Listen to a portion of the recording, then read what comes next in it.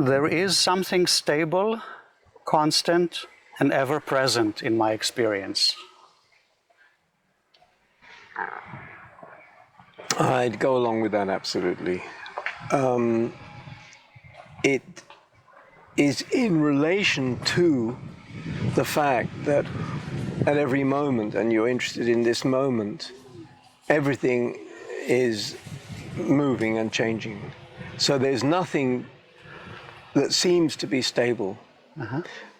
But if you go back and see what is it that allows all the diversity to happen, to appear and disappear, to appear and disappear, something allows that. Something permits all of that diversity and that change to be known.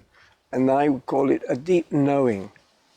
And that deep knowing really doesn't change, even in sleep. It's there. And after death, I don't know.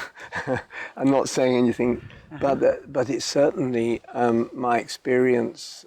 And I would say a key to the spiritual journey is to trust that place, to respect it, to trust it, to love it, to cherish it, and give it more and more authority, if you like, to run our life. Let's start with the knowing. Okay. So, can you describe for me what this sense of knowing is? So it's very difficult to describe it because it's not a knowing of an object, but it's a sense that is inherent in life is knowingness. I think a better way to put it would be knowingness as a kind of a constant background vibration of awareness. But in a certain level, all of these words don't make sense. Right. The word knowing doesn't, it's very hard. At that level, the words don't catch it. It's something behind the knowing, it's something that allows, but you can't find it. I understand it's not the usual kind of knowing of I, the subject, know, be the object.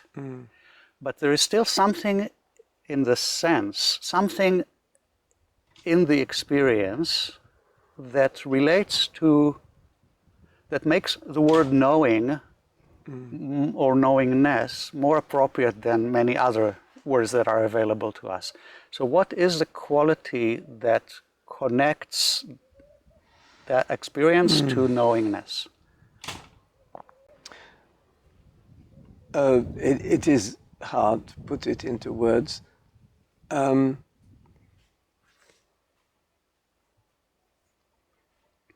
It's very alive, but it doesn't have any attributes or content.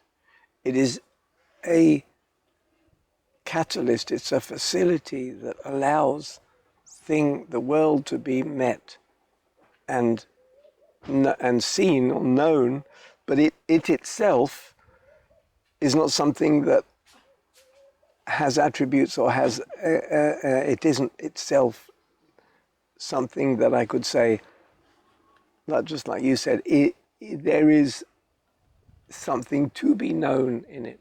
So I think the words that best describe it would be presence, would be aliveness, would be a vibration, would be a meeting of things, would be a kind of the fact that this being is alive and existing. That's that level of existence. And I have to say, I don't think it's just mine. I don't think it's just human. I don't think it's, I think this I amness or this sense of being is fundamentally there in all life, which is saying something similar, feeling something similar, I am. And I think that that's the kind of I know it's fairly close to the non-dual language of Advaita, of Nisargadatta Maharaj, teachers like that, but I really, if you talk about resonating, that is the language that resonates with my personal experience. And so knowing is a shortcut, the most convenient shortcut that I can think of.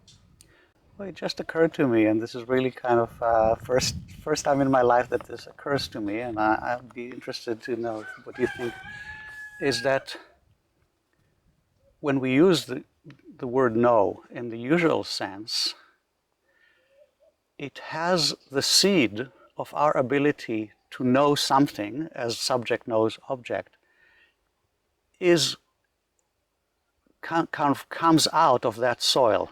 And that's why it's not knowing, the knowingness that you're speaking about is not knowing something, but it's the knowing, it's the ability to know in the human experience comes out of that ground. Absolutely. And in some way or other, I don't think that the knowing of an object, like we are talking, I see you and I see behind you multiple changing fields of green plants and leaves that are constantly changing. All of that can only be known because of the base and the source. But the experience of watching the leaves and talking to you isn't so different from the source that allows it. So there it's much easier to call it knowing, because it's a convention that the knowing has an object. Much easier. On the base, it's hard to call it knowing, but I don't have any other language, to be honest. I don't have, you say poetic language, and I maybe given some.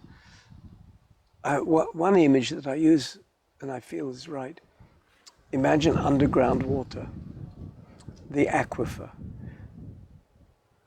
It's a source, it's hidden, it's under the ground, you don't know it, but it allows every tap to pour water and every stream to appear, and all the water in the world comes somewhere out of it, but it's invisible. So it's feel like that. It's the same stuff, the same water, but another image that I use, and just as an image in my writings and teachings, is that it's like the ability to know something is a bit like putting the ocean into a bottle.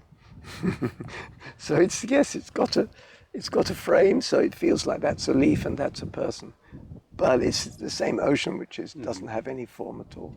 So it's that sort of relationship. Yeah. That which is stable, constant, and ever-present is unaffected by the fluctuation of my experience. So I'm running to catch a train.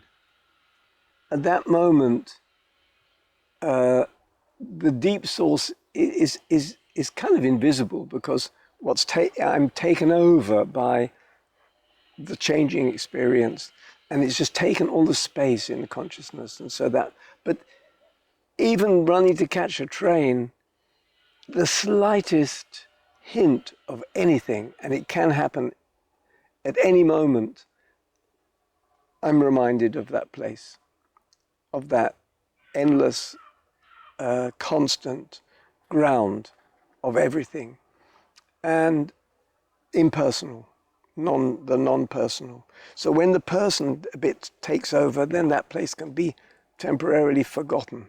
In my case, maybe if I was a Buddha, then it wouldn't be, but as I am as I am, it's forgotten. But it's very, very easy, and you're talking about me personally, to bring that back. Right now, even the talking about it between the two of us brings it so much more real and basic and trusted and and there in the experience that we're having right now. Yes. How do you know that it's there when you're not aware of it? What gives you that impression?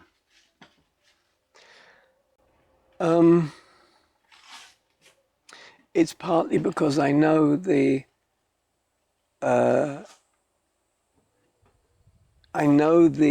temporariness and the passingness of everything else, so that the whole experience of this human being here, this one, Stephen, the whole experience, including experience of being a person and the experience of being Stephen and so on, is absolutely clear as being unreliable, passing, and not ultimately true. And so what's left is that place. It's like I drop out of all of that. So that's there all the time in some way. That can't be, it can't be avoided. There's nowhere else to go, in a sense. And that's Right. why it's so present. There's nowhere else that I can really rely on, to lean on, to trust, to drop into. Right. And so it happens all the time. Right. Right.